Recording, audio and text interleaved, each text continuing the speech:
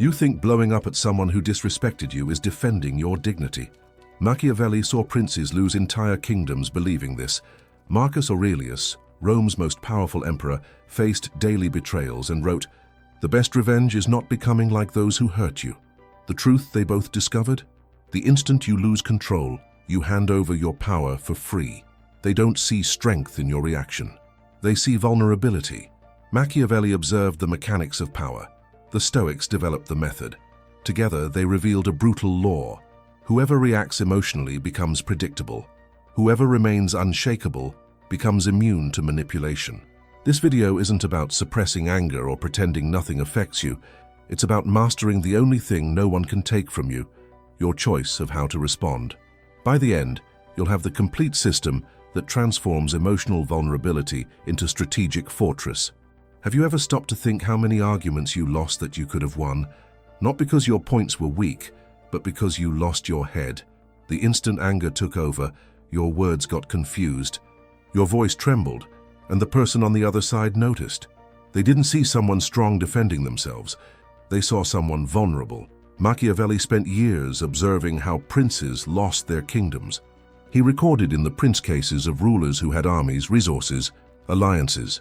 But when they faced provocation, when a rival insulted them publicly or an advisor questioned their authority, they reacted. They yelled, threatened, made hasty decisions. And that's exactly what destroyed them. Because the moment you show you can be destabilized, you teach others how to control you. Marcus Aurelius governed the world's greatest empire. He faced betrayals, conspiracies, generals who challenged his authority. And in Meditations he recorded something fundamental, that real power isn't in controlling others, it's in controlling yourself. He discovered what Machiavelli also saw. Whoever reacts emotionally becomes predictable, and whoever is predictable can be manipulated. Think about your own experiences. That time someone provoked you at work and you responded irritated. That moment when criticism destabilized you and you defended yourself desperately. What happened next? You lost credibility, because how you reacted said more about you than any words you used. But here's what few understand. This isn't about suppressing anger. It's not about swallowing insults or pretending nothing affects you. It's about something completely different. It's about recognizing that between the moment someone provokes you and the moment you respond, there's a space, and in that space lies all your power. Machiavelli observed the mechanics, the Stoics developed the method, and what you'll learn here is the complete system, how to transform reactivity into strategy, how to go from vulnerable to immune. Because when you master your reactions, you become someone no one can manipulate. But to get there, you first need to understand the mistake that's costing you respect every day. There's a pattern Machiavelli identified in every leader who fell. Didn't matter if they were intelligent, experienced, or powerful. They all shared the same fatal flaw. They were predictable. When you react automatically to provocation, you create a pattern. The person who provoked you now knows exactly how to control you. Want to remove you from a negotiation? Provoke. Want to make you take a bad decision? Provoke. Want to destabilize you in public? Provoke. And you'll fall into the same trap always because your reaction is automatic. Epictetus, one of the greatest Stoic philosophers, wrote something that completely changed how we understand emotions. He said, "What disturbs you isn't the facts, but your judgment about the facts." Think about this. When someone insults you, it's not the insult itself that irritates you. It's what you decide that insult means about you. It's the story you tell yourself.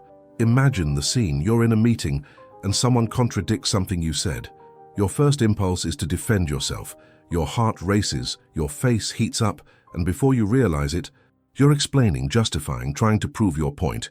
But while you do this, everyone in the room sees the same thing. They saw someone who was shaken, someone who can be destabilized. Now think differently. Same situation. The person contradicts you, but this time you simply look at them, pause 3 seconds, and continue speaking as if nothing happened. What changed? Nothing on the outside, but everything on the inside. Because you broke the pattern. Machiavelli recorded in The Prince that emotionally reactive leaders were easy targets for conspiracy, because conspirators knew exactly how to provoke them into making bad decisions. It was like having a control button. Pressing that button meant controlling that person. And you, how many buttons do you have? How many ways exist to get under your skin? If the answer is many, you're handing control of your life to anyone who wants to press those buttons. But there's a reason why we react this way, a mechanism that operates every time you lose control.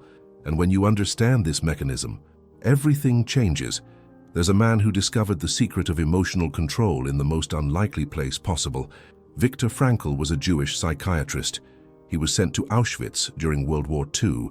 There he lost everything: family, freedom, dignity. The guards controlled every second of his life. They could take everything from him, except one thing. Frankl realized something that would change not just his survival, but all of modern psychology. He wrote later, "Between stimulus and response there's a space. In that space lies our freedom to choose our response, and in that choice lies our growth and our freedom." Now go back 2,000 years before Frankl. Marcus Aurelius is governing Rome. In Meditations, he records something almost identical. If you're disturbed by something external, the pain isn't caused by the thing itself, but by your estimate of it. And this you have power to revoke at any moment. See the pattern? Two men, completely different eras, extremely different situations, but the same fundamental discovery. What happens to you doesn't control you. What controls you is how you interpret what happens. Think about a simple situation. Someone hits your car. It happened. That's the event. But what comes next isn't automatic. You can interpret it as, "This idiot destroyed my day."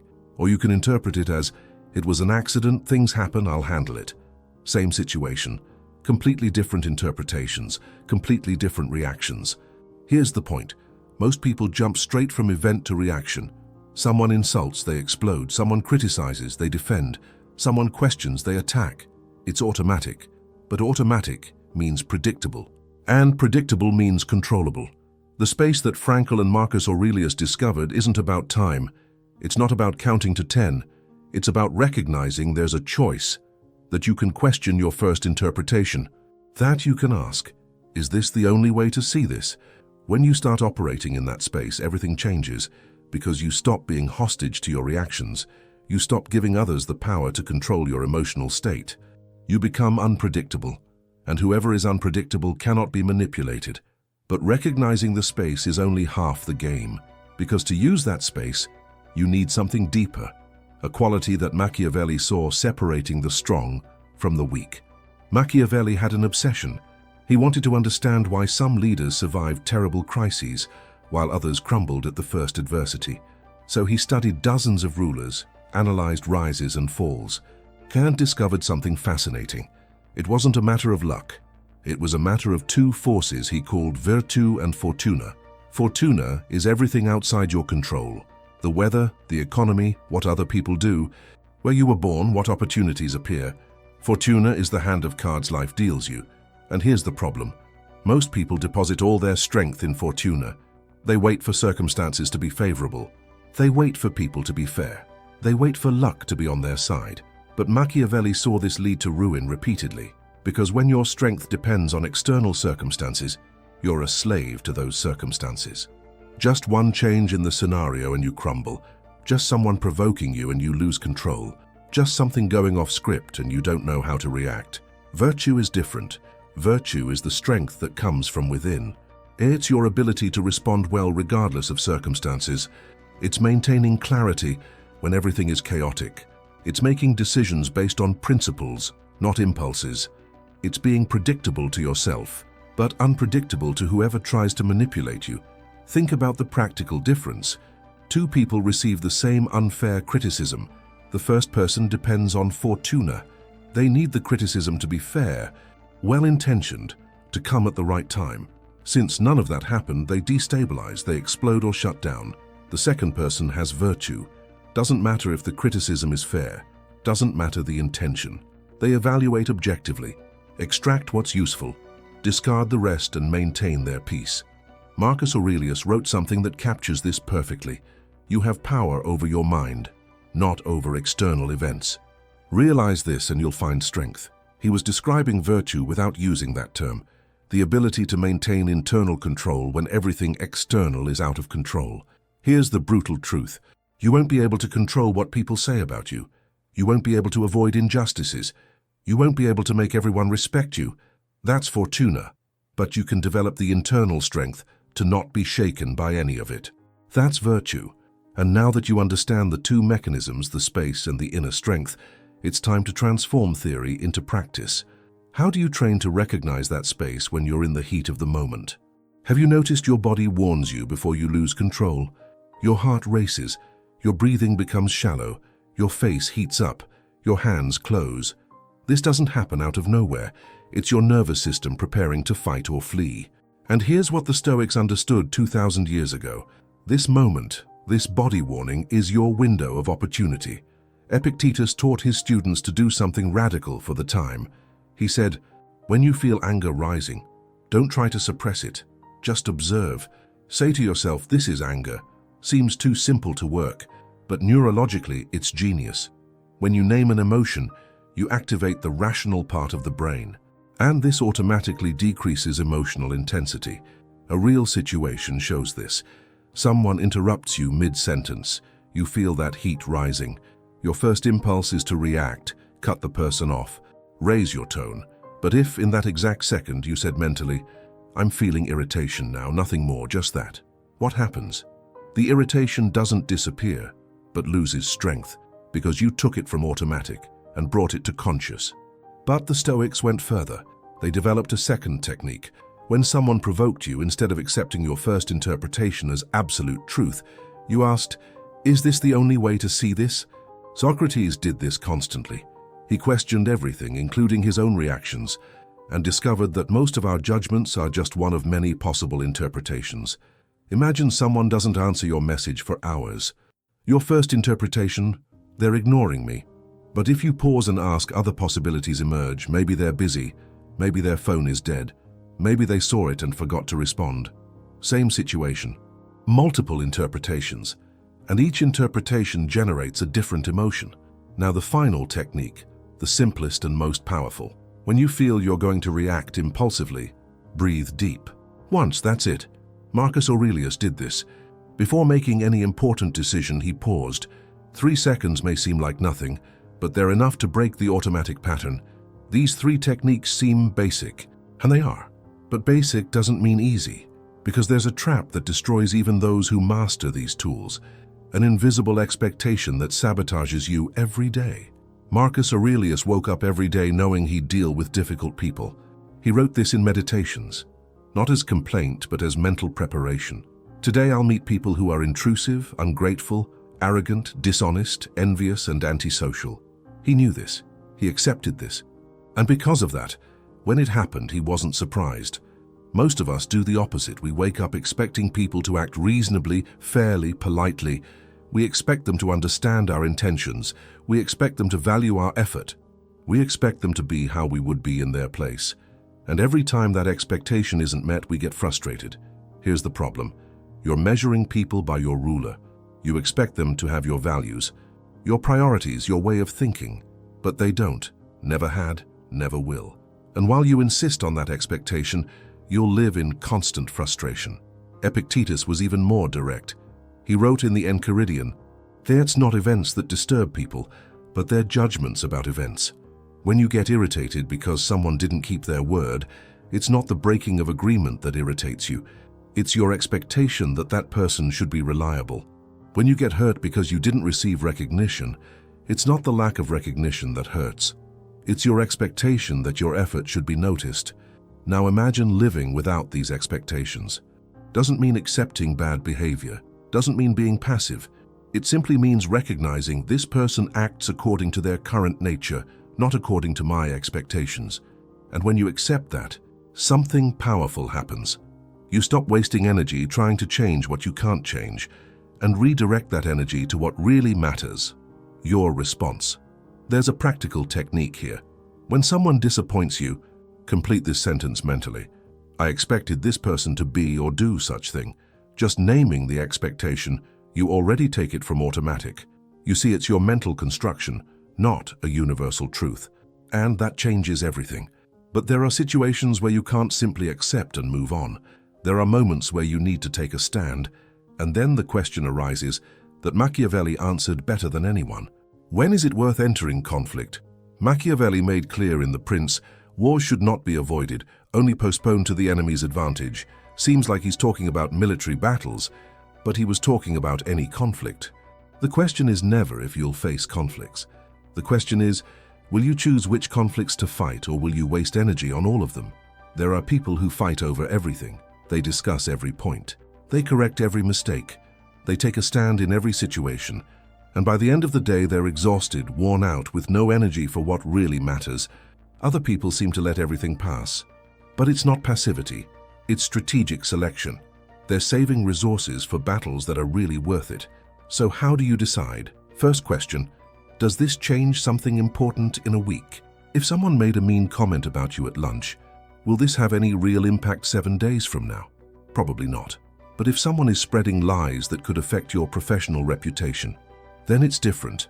One situation requires response, the other requires indifference. Second question, and this one's brutal, what do I gain versus what do I lose? It's not about pride, it's about real cost. You gain being right, but you lose peace. You gain the last word, but you lose credibility by lowering yourself to the discussion level. You prove your point, but you spend energy that could be invested in something productive. Be honest in this calculation. Most times the cost exceeds the gain. And here's the part that separates the strategic from the impulsive.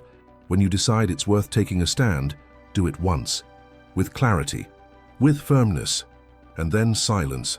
Don't repeat, don't justify, don't explain multiple times.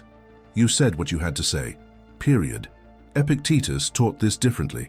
He said, some things are under our control, and others aren't. Fighting for something not under your control is waste. Can you control if someone will respect you? No. Can you control if you'll respect yourself enough to not enter empty discussions? Yes. But there are situations where the attack isn't direct. It's not an open fight. It's subtle, it's disguised. Someone questions your value in a way that seems like concern. And then, how do you protect yourself without seeming defensive? There's a story about Epictetus that says everything. One day, someone came to him and said, so-and-so is speaking badly about you. Epictetus didn't defend himself, didn't get angry. He simply responded, he must not know my other defects, otherwise he'd speak of them too. See the move? He didn't deny having defects, didn't try to prove he was perfect. He simply showed that that person's opinion had no power over him. Zero reactivity, zero defense, maximum control. But this only works when you understand one fundamental thing. Others' opinions about you are irrelevant unless you decide they're relevant. Marcus Aurelius wrote this in Meditations in several different ways. He said, what doesn't harm the hive doesn't harm the bee. If someone says something about you, it only harms you if you internalize it. Now comes the practical part. When someone criticizes you, first thing, evaluate the source. Does this person have real expertise in the subject? Do they have a track record of being right? Do they demonstrate deep knowledge? If the answer is no, you just filtered noise. Thank them politely and move on. The opinion of someone who doesn't understand the subject simply isn't worth your emotional time. But what when criticism comes from someone who really knows what they're talking about? Then you do what the Stoics called extracting value. Even if the criticism comes with anger, with malice, with envy. Ask if 10% of this is true, what's that 10%? You don't need to accept everything. You're mining gold amid trash. Take what serves, discard the rest. And there's one last move. When you feel your self-esteem shaken by others' words, return to facts. Not to opinions, not to feelings, facts. What did you actually do? What results did you actually deliver? What concrete evidence do you have of your value? When you anchor in facts, opinions lose power. But knowing how to filter criticism isn't enough, because there are people who'll keep testing you, pushing your limits, invading your space. And if you don't have clear boundaries, you'll live defending territory all the time.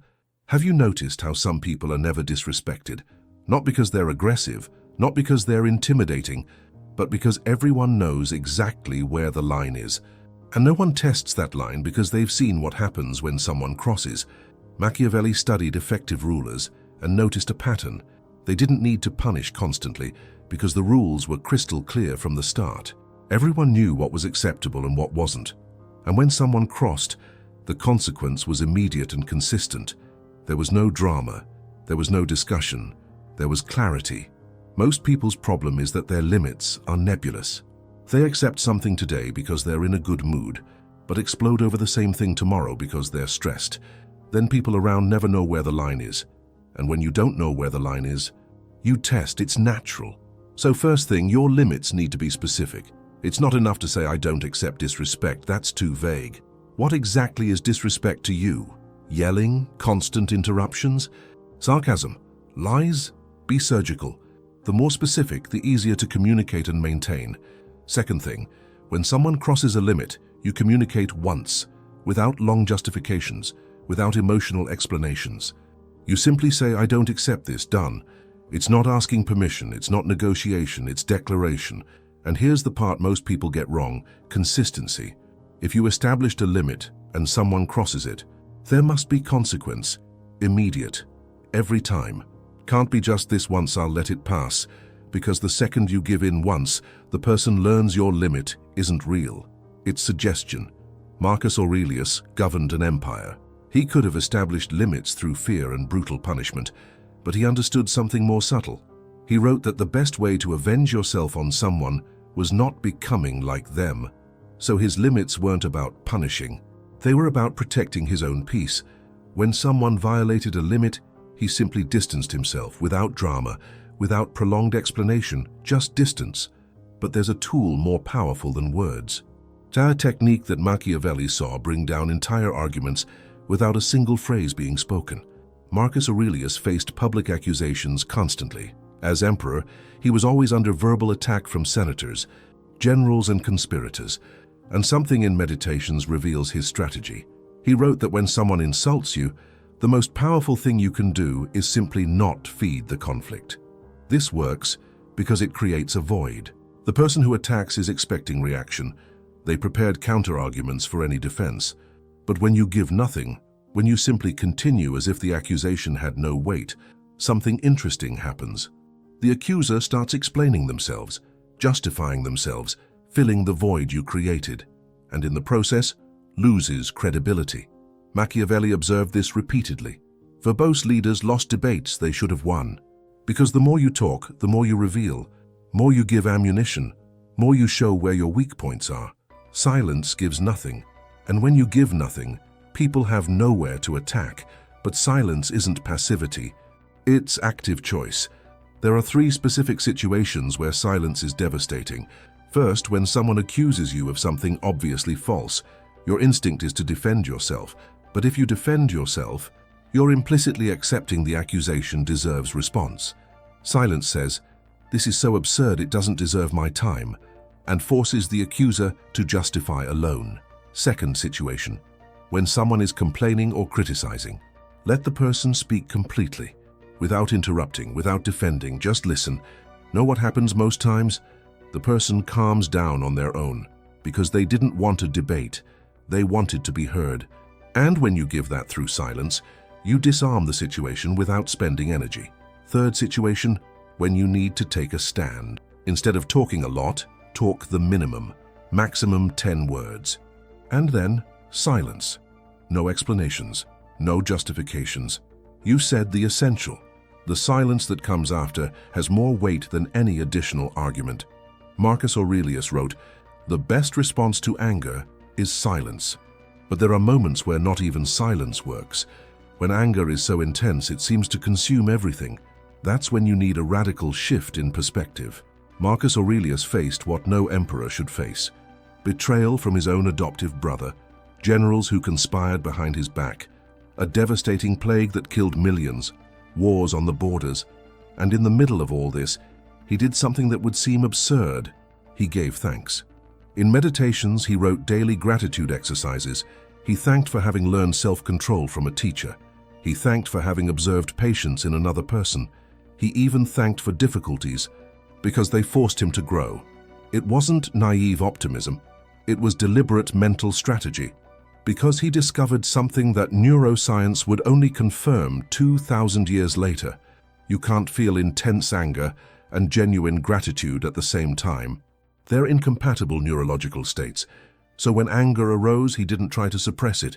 He simply changed focus. Think about a moment when you're furious. Traffic stopped, late for something important. Your brain is focused on everything that's wrong, But what if in that moment you paused and mentally listed 3 things that are working? You have a car, you have an appointment to go to, you're alive and healthy. Seems too simple, but neurologically you're redirecting attention, and attention controls emotion. Second technique the Stoics used, comparative perspective. Epictetus taught his students to ask, how could this be worse?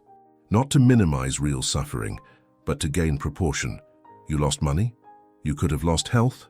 Someone betrayed you? You discovered that person's real character before investing more. There's always an angle where the situation, however bad, could be even worse. And there's a third layer, deeper. When something bad happens, instead of asking, why me? Ask, what is this teaching me? Every difficulty carries a lesson. Could be about choosing people better. Could be about preparation. Could be about vulnerabilities you need to fix, but there's a lesson. And when you focus on extracting that lesson, pain transforms into useful data. But gratitude solves anger from situations. Doesn't solve when someone criticizes you in a way that seems like concern, but is disguised poison. How do you navigate this without seeming paranoid? In The Prince, Machiavelli dedicates an entire chapter to flatterers, because he witnessed princes fall not by declared enemies, but by people who approached pretending to help. Criticism disguised as concern is more dangerous than direct attack, because you don't know if you should thank or defend yourself. There's a pattern you learn to identify. When someone starts with, I'm saying this because I care about you, pay attention to what comes next. Sometimes it's genuine, sometimes it's manipulation. The difference is in specificity. Real feedback is specific.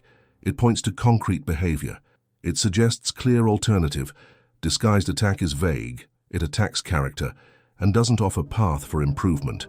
2 situations to compare. First, someone says you've been interrupting a lot in meetings. This might be giving the wrong impression. Maybe waiting for the person to finish would help. This is specific. Points to behavior. Offers solution. Second situation. Someone says people are finding you arrogant lately. This is vague. Attacks character. Doesn't give action path. One is feedback, the other is masked attack. So first defense. Specificity test. When receiving ambiguous criticism, ask, can you give me a specific example? If the person can, it's valid feedback.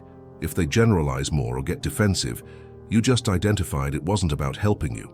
Second defense, pattern analysis. Does this person have a history of supporting you in difficult moments? Or do they always appear with concern when you're rising? Context reveals intention. Doesn't mean being paranoid, means being observant. And there's a response that works for any ambiguous criticism. Thanks for the perspective. I'll think about it. Done. You didn't accept, didn't reject, didn't defend yourself. You simply acknowledged and bought time to process. If the criticism is valid, you act later. If it's attack, you just disarmed without entering the game. The Stoics had a simple rule about this. Epictetus said, when someone insults you, remember it's their opinion of you, not a fact about you. But there's a weight harder to carry than external criticism. It's the old hurts you still carry, and that keep controlling you. There's a phrase in Meditations that seems counterintuitive. Marcus Aurelius writes, the best way to avenge yourself on someone who hurt you is not becoming like that person. Wait, revenge through doing nothing. But it's not about doing nothing. It's about not carrying. Because every time you mentally relive what someone did to you, you're drinking poison expecting the other person to die. You're spending emotional energy on something that's already passed. And while you do this, the person who hurt you is living normally. Maybe doesn't even remember what they did, but you're paying the price every day. Think honestly, how many hours per week do you spend thinking about old hurts? That betrayal, that injustice, that moment where you were humiliated, if you add it up, it could be 1, 2, 5 hours weekly. Now multiply by 52 weeks. You're investing hundreds of hours per year in something that changes nothing. Doesn't correct the past, doesn't improve the present, just drains you. Epictetus developed a practical exercise for this. When something disturbs you, ask if it's under your control. If it's not, why are you spending energy on it? Will the person who betrayed you apologize? Maybe not. Will you receive the recognition you deserved? Maybe not. Will the injustice be corrected? Maybe not. So what exactly do you gain ruminating? But releasing isn't forgiving. That's the confusion. You don't need to think what they did was right. You don't need to re-establish the relationship. You don't need to pretend it didn't hurt. Releasing is simply stopping investing emotional energy in it. It's recognizing that holding this hurt is costing you more than the original situation itself cost. There's a practical technique here. Take paper and pen. List all the hurts you still carry. Be brutally honest. And next to each one, write how much time per week you think about it. When you see the real cost in measurable hours, something changes. Because you realize you're choosing to pay this price. And if you're choosing, you can choose differently. But there's a risk in this whole journey of emotional control, a danger that few see until it's too late. Maybe you're thinking, won't this make me cold, distant, robotic? This is the most common objection and the most dangerous to ignore. Because yes, there's a real risk. Machiavelli saw this happen. In The Prince, he warns, a ruler must be feared, but never hated. And the line between the two is thin. When you develop too much emotional control, when you become too unshakable, you can cross from strength to coldness. And coldness generates isolation. There's a brutal difference between controlling reactions and repressing emotions. Controlling is feeling anger, but choosing not to yell. Repressing is denying you feel anger. Controlling is recognizing hurt, but not letting it command your decisions. Repressing is pretending you're not hurt. One is power, the other is denial, and denial always charges its price. Marcus Aurelius was known for being fair, but distant. Even close people said he was difficult to know deeply. He paid a price for extreme control. So here's the balance. Control is about how you express emotion, not about whether you feel. You feel everything. You just don't act impulsively. Second risk, toxic superiority. When you master emotional control, it's tempting to look at whoever reacts impulsively and think, how weak. But this is an ego trap, because emotional control is personal tool, not metric to judge others. You develop this skill to protect your peace, not to feel superior.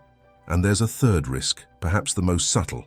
You can use limits and control to avoid all vulnerability. Build walls so high no one can get close. And then you're technically protected, but completely alone. Marcus Aurelius had absolute power, but wrote in Meditations about deep loneliness, because he didn't have anyone with whom to be genuinely vulnerable. So here's the safety criterion. Maintain 1 to 3 people with whom you can lower your guard completely, people who saw you in weak moments and remained. Selective vulnerability isn't weakness, it's wisdom. The mistake is being vulnerable with everyone. The risk is being vulnerable with no one. Now that you know the tools and the risks, one last transformation remains, because this isn't about techniques you use, it's about who you become. Marcus Aurelius was the most powerful man in the world. He commanded legions, he controlled empires, he had wealth beyond imagination, and he wrote in Meditations something devastating. He felt profoundly alone, not from lack of people around, from lack of people with whom he could be genuinely human. This is the paradox of extreme control. You become so good at not showing vulnerability that people stop seeing you as human. They see you as strength, as pillar, as rock, and no one connects emotionally with a rock. No one fully trusts someone who never demonstrates fragility. There's a first risk that's subtle. You start using emotional control to not react impulsively. That's healthy, but gradually you start using it to not feel. You don't just control the expression of anger, you deny you're angry. You don't just manage sadness, you pretend you're not sad. And when you do this long enough, something inside you shuts down. Warning sign. You notice you no longer feel intense joys. It's not just negative emotions that diminish, it's all of them. You become neutral, too calm, and close people start saying you're different, distant, changed. If you hear this from more than one close person, pay attention. Could be you've crossed from control to dissociation. Second risk. You start to despise whoever shows emotion. You see someone crying and think weak. Someone gets irritated and you think no control. You feel superior. And emotional superiority is toxicity disguised as strength, because emotional control was never about being better than others. It was about protecting your own peace. Third risk, and this is the most dangerous. You use limits to avoid all forms of intimacy. You build boundaries so rigid no one can get close to the real you. And technically, you're protected. No one can hurt you. But you also don't have real connection with anyone. And humans need connection. It's not optional. It's basic need. The correction? Maintain at least one person with whom you can be completely vulnerable. One person who saw you weak and didn't run, because selective vulnerability is different from indiscriminate vulnerability. One is wisdom, the other is naivety. And now, with all the tools and all the warnings, one last question remains. Who do you become when you incorporate all this? There's a difference between doing and being. Marcus Aurelius didn't use emotional control techniques. He was emotional control. It wasn't conscious effort. It was incorporated identity. And this is the final transformation you need to understand. When you start, each technique requires deliberate effort. You need to remember to pause. Need to remember to question interpretations. Need to remember to use silence. It's like learning to drive. Every movement is conscious, calculated, exhausting. But with time, it becomes automatic. You don't think about shifting gears. You simply shift. The same thing happens with emotional control. There comes a point where you don't need to remember anymore. Someone provokes you, and you pause naturally. Without effort, without conscious technique, you simply don't react. Because your identity changed, you're no longer someone who tries to control reactions. You're someone who doesn't react impulsively. Period. And when you reach this point, three things become automatic. First, you observe emotions as data, not as commands. Anger arises. You register, "I'm angry," but you don't act from anger. It's information about your internal state, not action order. Second, you select battles based on real cost, not wounded ego. It's not about pride, it's about strategic investment of energy. Third, your peace stops depending on external circumstances. People can provoke you, criticize you, attack you, and you remain centered. Here's what changes in practice. You stop proving your worth through reactions. You stop depending on external validation to maintain internal peace. You stop operating in reactive mode as default, and what emerges instead? Clarity, calm, genuine control. But this transformation requires a daily ritual. Every morning before starting the day, breathe deep 3 times and declare mentally, "Today my peace is not for sale." It's not empty affirmation. It's conscious reactivation of choice. Because emotional control isn't permanent state you reach once and maintain forever. It's choice you renew every day. And when you live like this, something interesting happens. You don't need to convince anyone of anything anymore. Your calm is your signature. Your control is your power. Your peace is your fortress. And no one, absolutely no one, can take that from you, because it doesn't depend on them. Never depended. Always depended only on you. This is the freedom that Machiavelli observed and the Stoics codified. And now it's yours. Now you've seen how Machiavelli and the Stoics transformed emotional vulnerability into strategic fortress. But there's another principle few know, a technique that will elevate even more your control and personal power. Click the video on screen now and discover what the masters hid for centuries.